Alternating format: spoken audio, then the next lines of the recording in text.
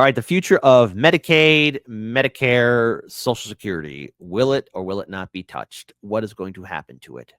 I think we're all universally concerned and very frightened. There's a lot of people who are on Medicare, Medicaid, who need Social Security. And with the recent attacks, or I want to say attacks, but I guess restructuring that Donald Trump and his administration is doing, a lot of people are on edge. How many people are going to be left into the wilds by themselves? There's a lot of people who are going to be struggling out there, and this is where we have to do community outreach, just like how RBN talks about community outreach, mutual aid. Yeah, I think there's going to be a lot of it. You just can't throw people out there. So let's go ahead and first pull up this video here where Trump is confronted with this. And we have good friend of the show, Jimmy Dore, even talking about we will see. A reporter asked Donald Trump, can you guarantee Medicare, Medicaid, and Social Security will not be touched? I've said it so many times that you shouldn't even be asking that question, said Donald Trump. Let's go ahead and play this video. The spending bill that passed last night aims to cut $2 trillion. Right. Can you guarantee that Medicare, Medicaid, Social Security will not be touched? Yeah, I mean, I have said it so many times, you shouldn't be asking me that question. Okay? This will not be read my lips. It won't be read my lips anymore. We're not going to touch it. Now, we are going to look for fraud. I'm sure you're okay with that, like people that shouldn't be on, people that are illegal aliens and others, criminals in many cases. And that's with Social Security. We have a lot of people. You see that immediately when you see people that are 200 years old that are being sent checks for Social Security. Some of them are actually being sent checks. So we're tracing that down. And I have a feeling that Pam is going to do a very good job with that. But you have a lot of fraud. But no, we're not doing anything on this. So we'll see. We'll see what happens. Obviously, there's a lot of people out there that are very concerned about what's going to happen to them.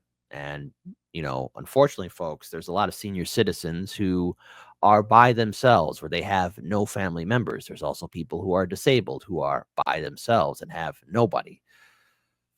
What a grim, dark world we are in. So I think it's important for us to be somewhat aware. And before anyone says to me, because I actually got this message on social media, but Kit, Hardlens Media, and all you people who didn't want to vote for Kamala, you wanted this. No. See, I gave the warning to Democrats, as did all my colleagues in independent media, about the danger that the Democrats were walking into, especially by having Joe Biden run. Hell, they shouldn't have had Joe Biden as a nominee in the 2020 primary and in the 2020 general election.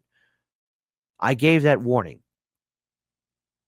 And look, I have to say, I'm still very happy with how I predicted everything would turn out. But what I'm angry at is that people haven't learned their lesson.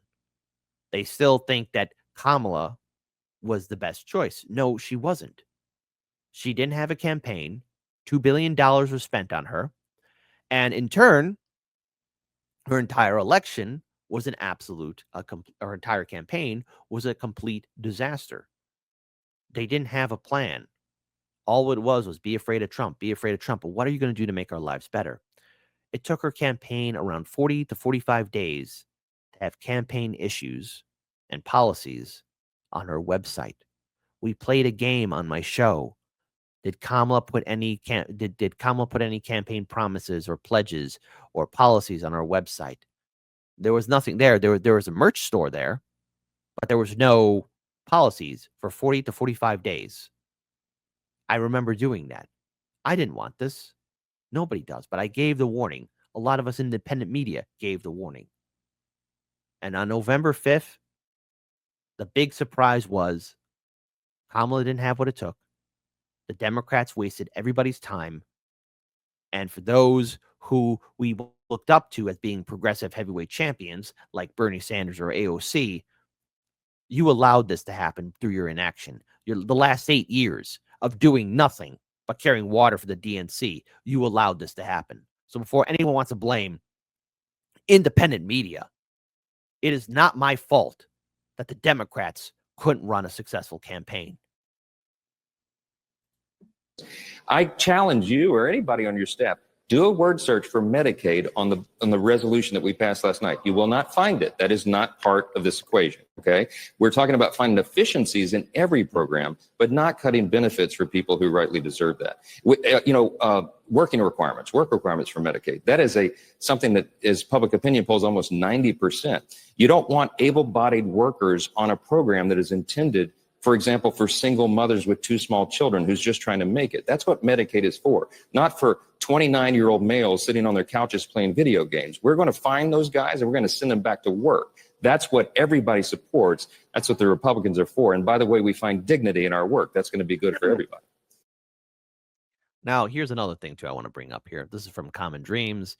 The acting leader of the Social Security Administration reportedly instructed managers early this week to draw up plans for a 50% cut to the agency's workforce to put a push that advocates and lawmakers said would result in gutting or total closure of local field offices and likely benefit disruptions.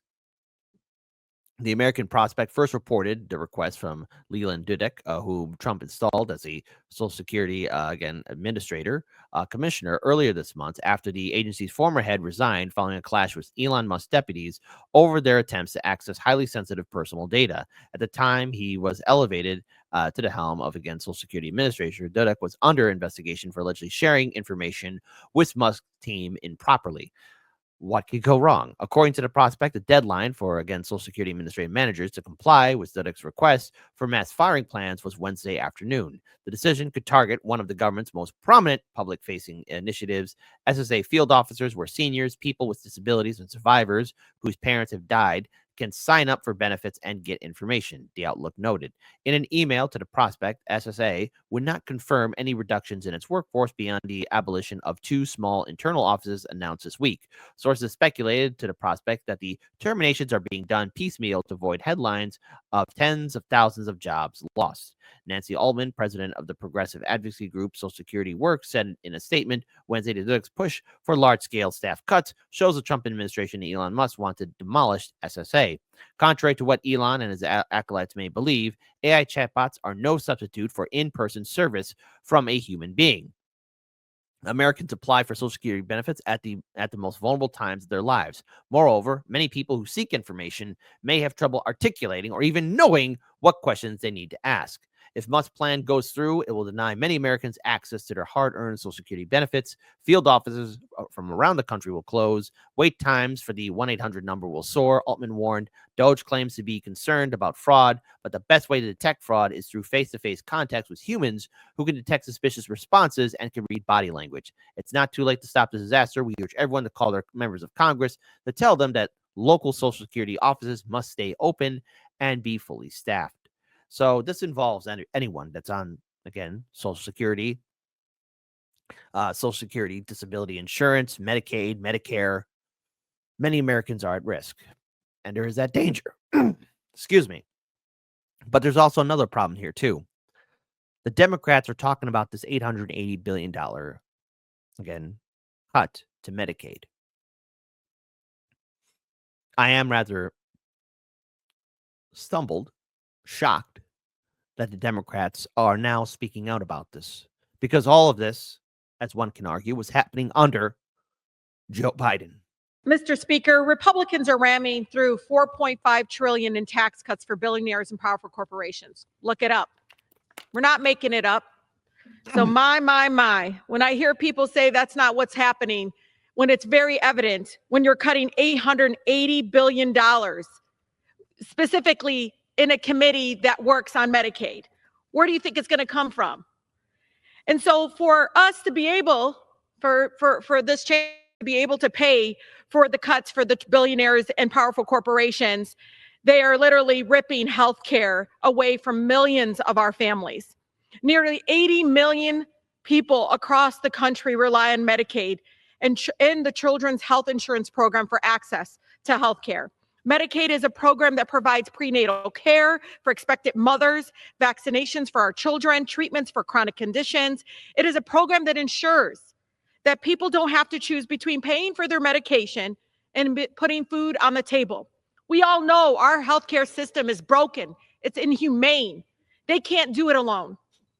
For those who rely on Medicaid, it's not just a service, Mr. Speaker. It is between life and death. Right now, the future of Medicaid is under threat. It is clear as day when you cut $880 billion. Under the budget that many of my colleagues passed last night, more than 250,000 people alone in my own district will be impacted. 2.6 million across the state of Michigan will be impacted. You know, these are not just numbers. It's our neighbors. It's our friends. It's a parent that has a special needs child. It's our families. They depend on Medicaid for treatment, for medication that is life or death. To which I would say there was a thing called Force to Vote, March for Medicare for All in 2021, when people were asking for their help to stand in solidarity. I mean, the Force to Vote was necessary. I wish that maybe Rashida Tlaib and AOC and the other members, those 15 congressmen and women who are on the petition, would actually have fought for us harder so that maybe the great coalition that was still around, or at least struggling to maintain itself in 2020, would actually still maintain itself. But no, instead, they ignored any pleas from Jimmy Dore and everyone else that was asking for them to stand in solidarity. Again, Force to Vote wasn't just a random plan. It's from the DSA playbook. If this is truly a devastating cut, and it will be, and you have people like Representative Thomas Massey, whom I'm going to defer to as someone who's seen these kind of plans before. He's saying all what's going to do is add more to our national debt. That's going to impact all of our bottom lines. It's going to impact our wallets. It's going to impact all of us for the long foreseeable future. There is no 10-year plan like this. And so, yes, a chainsaw is going to go right into all these institutions. And while Trump might say, read my lips, nothing's going to get touched. And yes, it is important to look for waste and corruption. Knowing how this administration has been handling things, and it's going in there like the Tasmanian devil, people will be thrown out into the woods. For health services they simply cannot afford elsewhere because we have sick care in our country. And we haven't had the courage to take on the industry. Among them, of course, are over thousands and thousands of children. I know seniors and people with disabilities will be at the top of being directly impacted. Medicaid, Mr. Speaker, is the primary source for long-term care.